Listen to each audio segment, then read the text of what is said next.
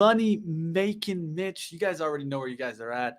Welcome. If you guys haven't seen me before, well, I do a show on Monday, Tuesdays, and Fridays.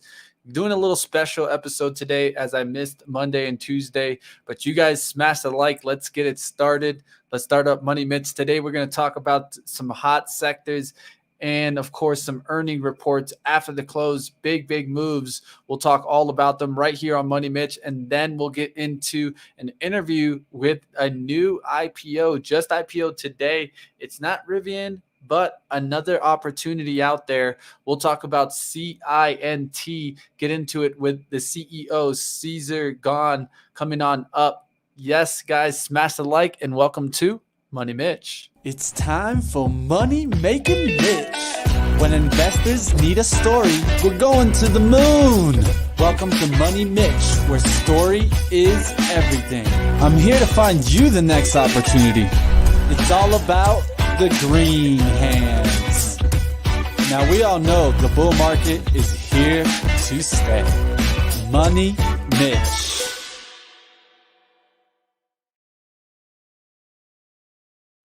What's going on, team? How we doing out there? Yes, it's another day. Money Mitch, let's go ahead and take a look at the market like we always do and get us started. Definitely, guys, if you guys could do me a favor, since we normally don't do this show on Wednesday, we're pushing to get some traffic on up. If you guys could hit the share button down below, let everybody know Money Mitch is on, and let's go ahead. Let's get it started. Let's take a look here. What's up, Money Mitch? I thought I missed you. Nah, Dylan, no worries. Normally I do this at 4, but on Wednesdays we have Chris Udall that does back testing. Didn't want to interrupt him, so I pushed till 4:30. So let's go ahead. Let's take a look here at the overall market. What did we see in the SPY? Today we did get another pullback, but starting to come back a little bit. That's a good sign, at least, and not as bad of a day as we saw yesterday. But really quickly, we did see a nice decline here. It did come back a little bit, but it's not even over a percentage point. So we'll see what happens with the SPY. Right now, this was my major concern with us going on up. It was about, we got a 8.46% move on up. That was 22 days, 16 bars, where pretty much we were uptrending. Now we're starting to get back towards a pullback. We'll see what happens in the overall market. All right, let's go ahead. Let's take a look here at the Qs, see what we're seeing out there, what's going on. Hey, how we doing out there, Igor? Did you stop out in AMC? We'll get into that up next, so stick around. I'll talk about AMC. Richard, what's going on? How we doing? Dylan, Tiny Pie in the house. Raul, what's up, man? How we doing out there? It's good to see everybody in the chat. Smash the like button. Let's keep going. As I drew this line, when did I draw this line? I drew this on the 9th. Actually, I updated it on the 9th. Looks like I drew it on the 1st. So this was last week, Monday. We were talking about how we just wanted to see it continue that trend. And when we broke that, it's not what we wanted to see. That shows us that turnaround. The real question is, do the Qs come back all the way towards 380s, or do we just get back on up there through the 400s? It's going to be really important to watch. All right, how we doing? Mean Green, Solar up. What's up? Looking forward to the SoFi 5 p.m. report call. Hey, stay tuned. We'll get into SoFi a little bit coming up next. So definitely, guys, if you guys want to continue here with Benzinga and Money Mitch, one thing I always like to do is give some ideas out. This morning on my Twitter, I was giving some battery plays, autonomous plays, and different plays. And that's what it's really all about, guys. So if you guys want to stick with me, definitely find me on Twitter, Story Investors. Let's go ahead. Let's get into some of these earning reports, some of the sector analysis, what moved out there. We definitely want to take a look. And like always, we'll see some of these earnings report that came out after the close. All right, so first thing up is the sector analysis. What did well today was utilities. Utilities doing well today, really pushing back up. We'll see if those utilities continue to make a move. One that I would watch is Duke Energy. I like how that one's been trading. We'll see how that one gets back up there through 102s. See if that can happen tomorrow. You guys keep an eye out on some other plays. XL Energy. This is one that I would look for another pushback through that 65. We'll see if we get that push tomorrow.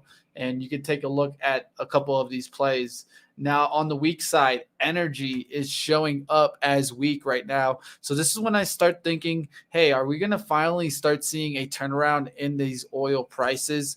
That's what I'll be looking at. So some of the plays that I'm going to call out are actually shorts here. I'm looking for shorts maybe on Exxon Mobil. You could play this maybe on the put side also. But as you can see, this has really had that topping effect here. There's a trend here on this line, and it's gone up here multiple times. Didn't break out on these 3 tries. Now turning back around. If we break through this low here, 65.58, we could 63.58, we could really start breaking down and heading back down towards the next layer of support, which I think it could come back down towards the 60s. So you're talking about a 4-point move and not much risk up there towards 65. We'll see what happens in this trade. This is XOM. And for that being mentioned, I'll call out another one that I'll look for a turnaround trade. Chevron Group. As you can see, this one has broken out from a flag pattern. Now we're going to look for a turnaround right here at the 115, coming back down to the 105s. We'll see if Chevron can turn around here and kind of turn oil around. You know, oil's been really strong. One of the areas that I use as a day trade is a leverage trade, so be careful. Gush is for the upside, and as you can see, this really looks like it's turning around, and drip is the inverse of that. So you can see this one really bottoming and coming back up. I'll be looking for drip on the day trade through 5 tomorrow. We'll see if we can nail that trade in drip. All right, so next up, I want to really quickly go in through some of these some of the earnings plays. So first one up is SoFi. SoFi Technology not having a bad earnings report here. This is one that is on a lot of investors trading, but this one did one of those fake out moves in the after hours. It first started coming down a little bit, but then really pushed on up. If you could really see, it went towards 2022 and then really pushed on up. Looks like there were some good things in the earnings reports. One of the things about this stock is it's been waiting to get its bank charter. So we need to really look into that and see when SoFi gets that bank charter. I don't see mentions of that right now, but we'll see if we can get on through 25s and to the next level. And that's SoFi. Let's keep going. Another one that I wanted to take a look at was Beyond Meat. I was thinking this one was going to get hit hard. You know, alternative meat is something that I think is going to struggle in an inflation environment and probably supply chain. So let's take a look here. How are the earnings in Beyond Meat? Looks like the earnings definitely started getting a hit there. I'm going to pull up the earnings here, see what we got. Looks like we missed by 48 cents there, miss on EPS.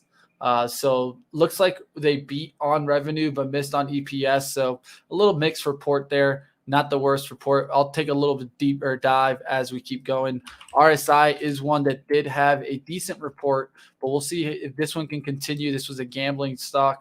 So there's a lot of reports out there right now. One of the most impressive one was Open Door, has been battling with Zillow. And Zillow's report really wasn't that great. I mean, if you looked at Zillow's, they kind of turned around on their homes and that whole business segment. They just said, no, we got to put that away. And now you're seeing Open Door here trade higher on better than expected Q3 earnings per share and sales results. They also issued Q4 sales guidance above estimates. So showing you here that Open is really strong compared to a major competitor, Zillow. We'll see how Zillow's trading on this. Let's take a look right quick. Looks like Zillow's still suffering from that earnings report, and we'll see. I mean, Open stepping in, and what is that part of? A lot of what we're going to get into with our next interview, which is the digital transformation, right? I mean, we've been seeing a lot of these companies, these technology companies coming on. And up next, we'll be getting into our interview with Cesar from CINT. So stay tuned, guys. When we return, we'll get right into that interview.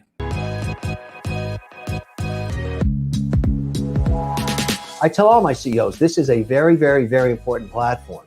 And look, all the other platforms are important too, but you're up there now. You're way up there.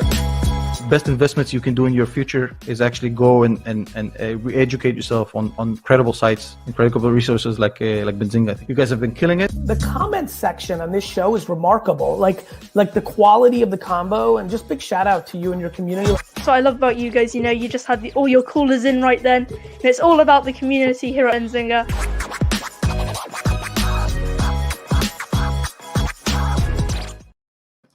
All right. Let's go ahead. Let's bring in Cesar here. How we doing, Cesar? Gone from? Are you still in the New York Stock Exchange? No, I just arrived home. Oh man, I can imagine. Amazing How is the emotion today? Ringing the bell. I know I saw. I was watching some Twitter being put out, and man, you looked excited, my friend. That's what I like to see. Yeah, that was really exciting. Look at this. Look at this, guys. Definitely super exciting moment. IPO today. We'll get into the questions here in a second, but definitely, how is this moment for the company? I know that you guys, it's not a brand new company, so how is this moment for you, Cesar? 26 years building this company, so it's a founder-led. The founders are still active in the business. By the way, 26 years of consecutive growth and innovation. So that was the right moment. We are in the right space, amazing market opportunity, and we are more than happy. Definitely. I could imagine how exciting of a moment that must have been, not only just because, bringing the company to the IPO, but this is an international company too. This is not just a US based type of company. So I'm also from another country that I'm an immigrant. And I have to say that I love to hear stories like this when a company can really have success dealing with major partnerships. We're going to get into that. Let's go ahead. Let's start. First question I like to ask Cesar is why an IPO and why now, the timing? I think is a natural, I would say, result of the success we have been. We have been growing a lot. I think we have an amazing track record of growth, an amazing portfolio of customers, global companies, and where we have the ability to establish very long relationships. So, and the market is there, right? The addressable market for digital transformation services is huge and is expanding. And we were historically we were organic growth machine, but now we start I would say adding a new component, the M&A strategy. And recently we announced a very relevant, amazing acquisition of Dextra, and now we want to continue to really pursue this, play my bold in the M&A space. So that's and being a listed company with access to an amazing set of investors is the best way to execute it. Well, I have to ask this question just because I'm also the SPACs Attack host. I'm wondering, you guys didn't hear about maybe a SPAC opportunity?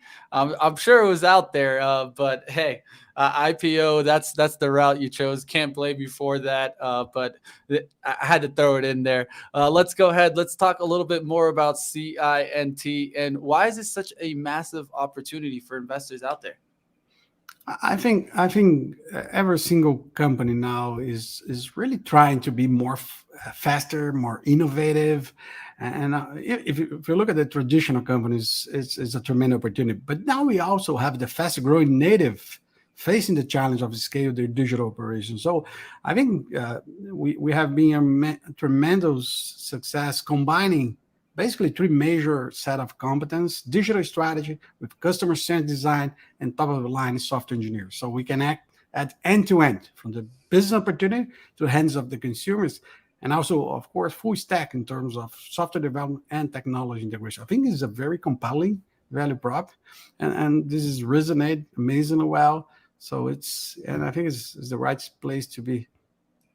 Well, one of the statements that I've heard, and I heard you statement this also, is that you guys make digital happen.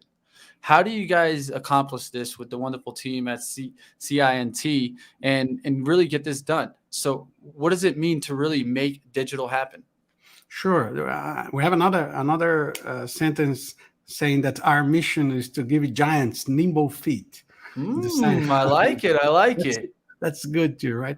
So basically, we I think what is unique about CI&T is the way we combine this competence. We are a very engineering company, so we put all these competence, strategy, design, engineering under the same set of practices and methods. And this is really a way to really deliver business concrete results in very short cycle. And I think this is important because, of course, everyone knows that digital transformation is a long journey, but you need to show concrete results in very short cycles and learn from it. So this is the strategy that we are putting in place, and it's working amazingly well.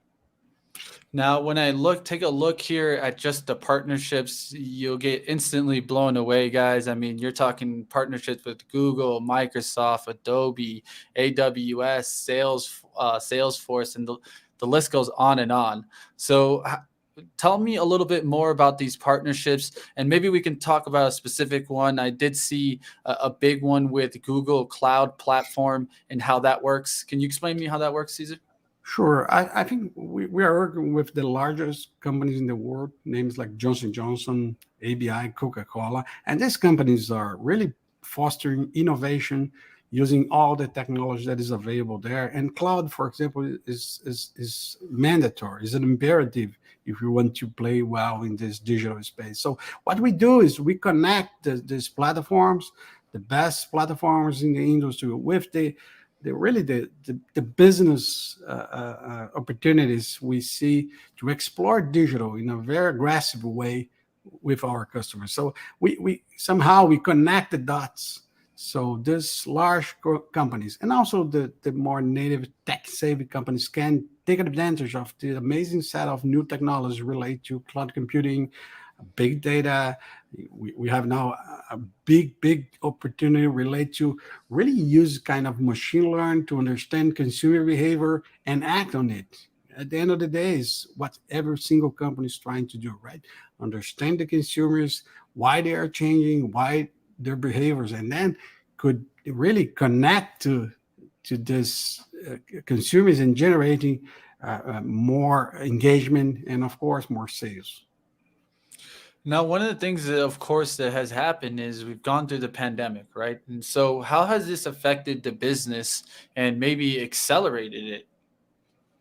I think, of course, every single company had to deal with the pandemic, and I think we were extremely well when we migrate from a physical operation to a virtual work from anywhere. More than 5,000 digital professionals working this virtually around the world, and then we start helping our customers to react to the pandemic. And I think digital was an amazing tool.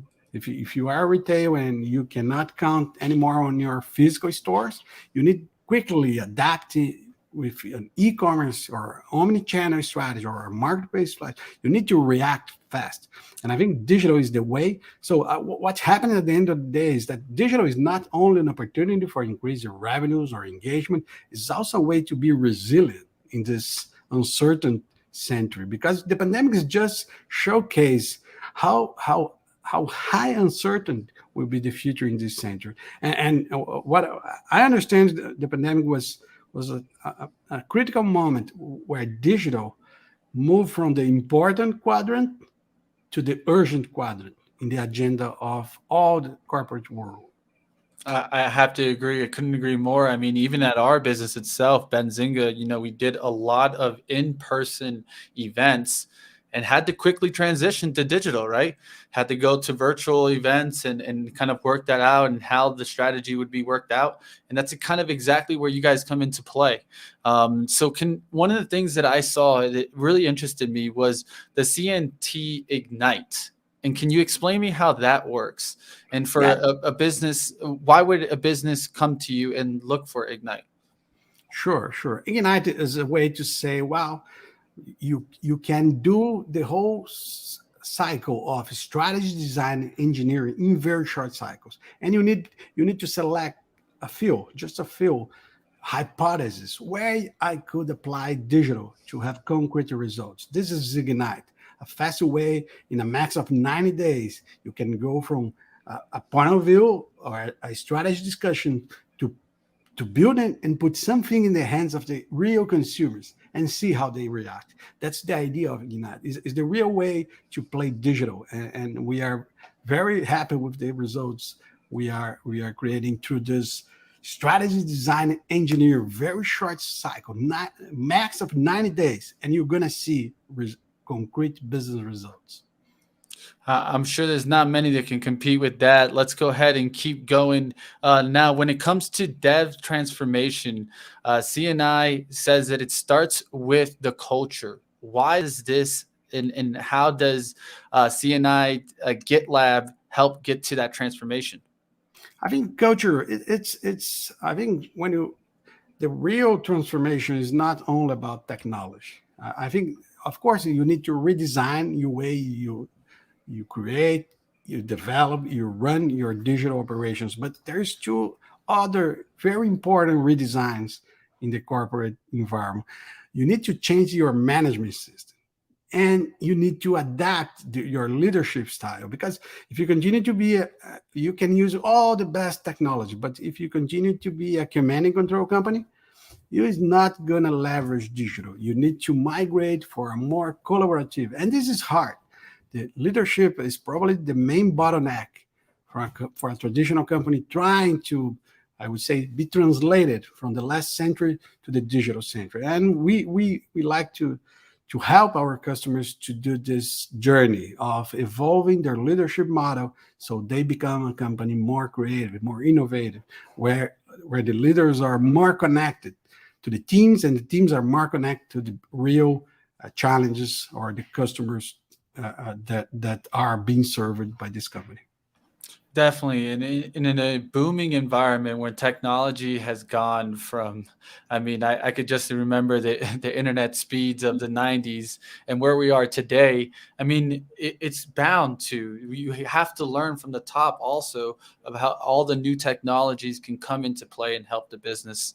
Let's go. Last one I want to talk about is what is next for the business, and how can research and media lab at your newest Prisma Innovation Center I saw in Oakland, California, how can that help the business grow?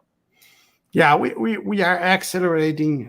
Really, we are doing a lot of things to increase the value we can and the speed we can transform our customers. So, because really the opportunity is incredible large, and I think we are very well positioned as a solid end-to-end native player, and I think we have an amazing set of global talents working with us, and we are expanding that. And then you need to create new opportunities for people to really innovate, finding new vertical expertise to connect to the user case, and also technology opportunities. There are a lot of things coming, and this will also open new room for innovation, for different ways to use digital to increase customer experience and, of course, business results. So what we are doing is we are walking the talk and just saying we are very decentralized. We are creating new avenues for our people to really connect to our customers' challenge and innovate. That's, at the end of the day, that's what we do. Well, thank you, Cesar. I'd have to thank you. I know that you had a long day at the New York Stock Exchange. So definitely, guys, if you guys didn't check that out, check out their Twitter. I'll make sure that it's included in the description below. An interview with the new IPO. I know a lot of people were paying attention to Rivian this morning, but another opportunity is out there. I want to make sure that we got to Cesar. So thank you, Cesar, for joining me. And I'll love to have you back. Thank you very much.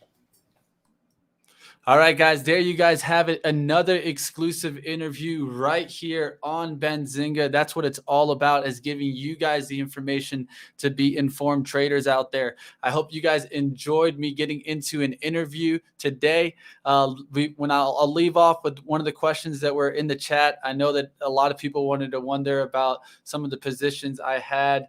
My AMC position, I went and took it off. But we were talking about AMC looking for a rip, and we did get on up there to the trend line that we drew out for you guys. We've been talking about this trend line on AMC, looking for it to touch, and that's exactly where we did. That's where you guys, that's the first selling point that could have been great at that when we got up there, we got to a high there of 45.95, and so that trend line is now holding. Now we want to see it not come back towards 35. Today I did take the rest of it off through 39s is where I got out. I'm looking to get back in when we get back on up there to the 40s. That would be the next entry spot when we come. If we can hold this 35 and to come back up through 40s, I'd be really interested to get back into AMC. And that's what it's about also. It's not always about just staying in for kind of just watching it. I'm going to keep an eye out on this one. As you guys know, I've been calling this one out for a while. Probably should have taken some profits on Monday, but I was out at a basketball game in the Nuggets. So, hey, got to enjoy life. Like always, guys, keep working hard. Possible bounce of IWM at 234. I'll at least take a look at that. Yeah, I could see that 234 coming into play. Let me see right here. I'd use the weekly. Let's use the weekly resistance. Yep, 234. I like it. The weekly definitely shows that right here. So you see 234, 15s, right around that 234.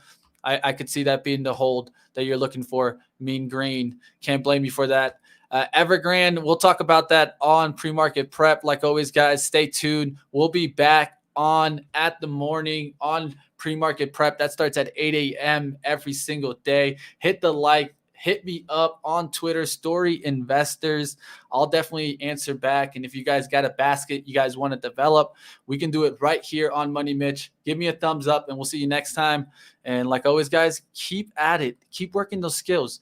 It's about learning a lot of the times from our mistakes. Just like I made a mistake of taking a trip at the wrong time. It happens. I'm not going to beat myself up about it. We always got to learn from our mistakes. Don't let your mistakes eat you alive. I'll see you next time on Money Mitch, guys. Like always, hit the like. We'll see you next time, and keep it going, Money Mob. There's only one way to do it, is keep adding skills one by one, because you can't learn it all in one day. And one thing I can tell you, it's a long journey, and it's a process that I'll be here with you guys. Hit the thumbs up. Money Mitch. It's time for Money Making Mitch. When investors need a story, we're going to the moon. Welcome to Money Mitch, where story is everything. I'm here to find you the next opportunity. It's all about the green hands. Now we all know the bull market is here to stay.